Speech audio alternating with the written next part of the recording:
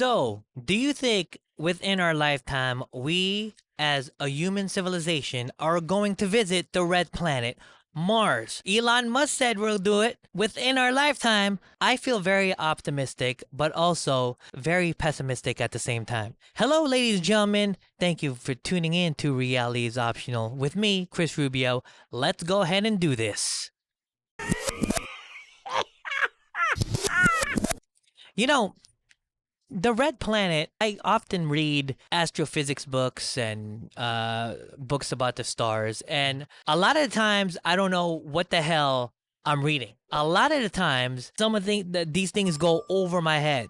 I read Neil deGrasse Tyson's book, Astrophysics in a Hurry, and it's pretty cool. It's an easy read, but still things like this go over my head when I watch Ian Carroll, or not Ian Carroll, is it Brian Carroll? Either Brian Carroll or Ian Carroll, or is it Miko I don't know, the Asian astrophysicist or string theorist. I've watched a lot of Carl Sagan. Things like this go over my head. I can't even imagine what it is up there that's so confusing. And also, talk about general relativity, the small things, quantum physics is even more crazier to me than anything else. But let's not get off the topic. I want to talk about Mars, good old Mars. Are we gonna get there? I watched the whole documentary about us getting to the surface of Mars. Sure, it starts with the satellites. It starts with the rover. But let's talk about the red planet first. Mars is that even right? Oh, it's minus. I'm sorry. Mars is minus 100 to 148 Fahrenheit. So it's like, how could I say this? It's like living in Moscow in the winter. It's that cold. And also, the way these satellites go in there, it's going 16,000 miles per hour, if I'm not mistaken. Into Mars, it has to go 16,000 miles an hour before it deploys its parachute or something. Bro, that's like driving a Tesla Plaid, right? Right, guys? Come on, guys. Come on. Satellites, or should I say rovers, like is it called the Soy Joiner.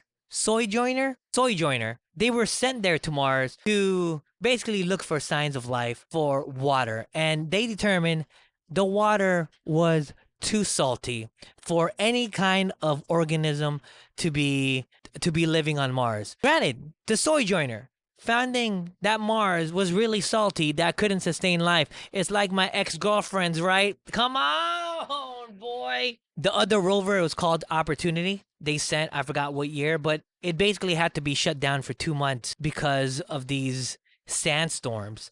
The sandstorms were so massive. Could you imagine being shut down for 2 months because of dust storms? If predictive programming is not a thing, we gotta see Dune with Timothée Chalamet. That's gonna be Earth. Right now, that's what it is in Mars, which is crazy. But for 2 months, nothing but dust storms. And I'm talking about very heavy wind gust, enough to shut down a $1 billion project from JPL or from NASA. Must be so massive. I would like to see Timothée Chalamet, the movie star from Dune. I would like him to really see him at Mars. Of course, the question is, will his girlfriend, the Kardashian, is it Khloe? Will she go up there? That's the question. I think she will, because she follows him everywhere. Every time he's at a Knick game, look who's by his side. I didn't even think, now this is kind of controversial, I didn't even think Timothée Chalamet is a 100% Knick fan. I could be wrong. I know Spike Lee is definitely one. Not Morgan Freeman, but the comedian from SNL. Tracy Morgan. There you go. I was blanking out on his name. There's footage that I saw. So every time these satellites or these rovers are about to go into Mars, there's always that brief second. Did we just mess up this mission? Did it not land right? There's always this brief time within these control centers of JPL, like a brief 5 or 10 minute delay, and they don't know whether they just messed up their rover or their satellite. Most of the times it's successful, and every time it's successful, they all scream. They're like, yeah. It's like being part of an NBA team or a sports team and winning. You're a nerd, which is great, because we need nerds or else we won't. Could you imagine just a bunch of jocks trying to land its rover on? Can't happen. But I think within our lifetime, if we have more people like Elon Musk, and I'm not going to say Jeff Bezos. Jeff Bezos, man. But definitely, I mean, how could you not? How could you not wish about? How can you not for human beings to go to another planet? And I get it. We have the moon there. I think we should conquer the moon first. We should have a base there. We should have people there on a regular basis. But let's travel back and forth. We shouldn't just go to Mars. But I get it though. But it seems like we got to tackle the moon first. And we got to find out what's on the dark side of the moon. We got to find out what kind of government installations are at the dark side of the moon. I want to know, everybody knows. I know there's something, I'm not going to say sinister, but something secret over there. Something secret about the North and the South Pole. Something buried deep underneath those Arctic sheets of ice. For sure. And if you don't believe that, I think you're just a naive human being, man. Look, conspiracy theories exist because human beings have vivid imaginations, and I think a lot of conspiracy theories are true. Now, as far as landing on the moon, I used to be the biggest, like, you don't believe we land on the moon? Now I'm a little skeptical, but I still do believe. I mean, do I believe in wormholes? Of course I believe in wormholes. Did you not see Interstellar? If you saw Interstellar, then you should be, if you watch the movie Interstellar, you kind of got it, or you kind of got 80% of the things that Christopher Nolan is trying to say.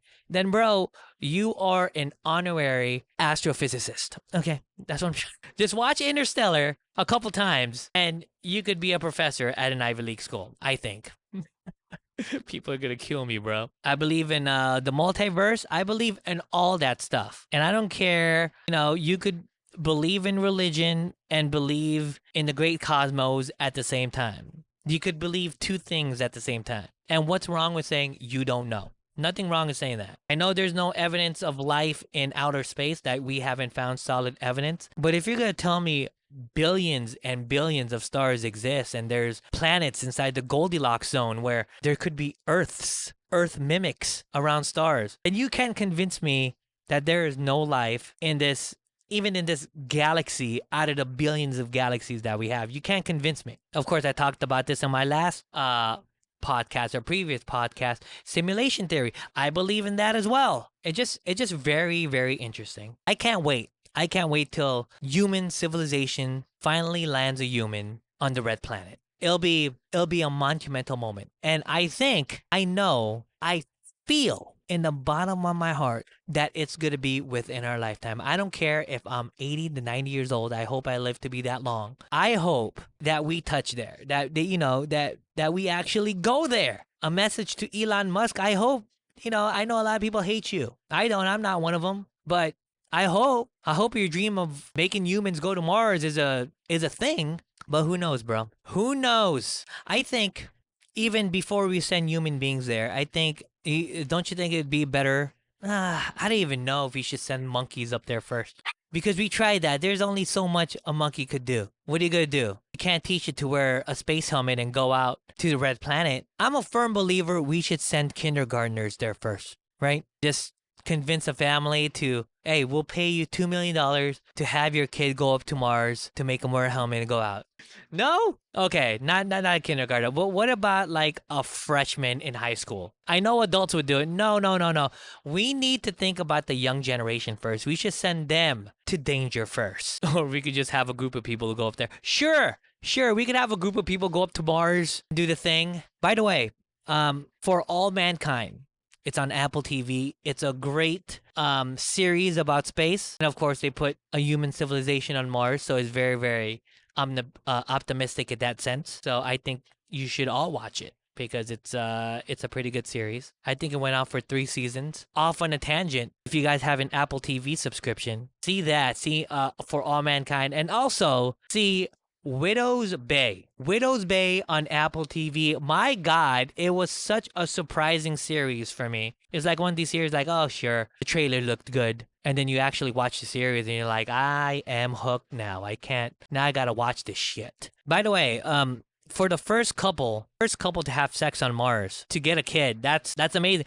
You are the first, literally, you're the first Martian. That's amazing. Now, the first Martian kid to be born or the first couple to have sex? Which is better? First couple to have sex, definitely funnier. Martian, the first human being to be born on Mars, history making. They're both history making. First guy to jack off in Mars? Come on. I want to be the first guy to shoot a basketball. That'd be awesome. First guy to actually shoot a basketball. I would do that. I would do that in a heartbeat. I believe in human ingenuity, if I said that right. I believe that we could do it within our lifetime, and I hope we do it because it's a great time to be alive right now. Despite what's happening as far as politics, despite what's happening as far as the cost of living, inflation, and people struggling with bills, I get it. But right now, as far as technology is concerned, great time to be alive and to witness ChatGPT and all these other things.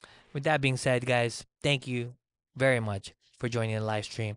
And let me know in the comments, and let me know if you support the big red trip, the big trip to Mars. Private sector or public sector, which one you choosing? Anyways, guys, my name is Kris Rubio. Thank you very much. God bless. Peace out.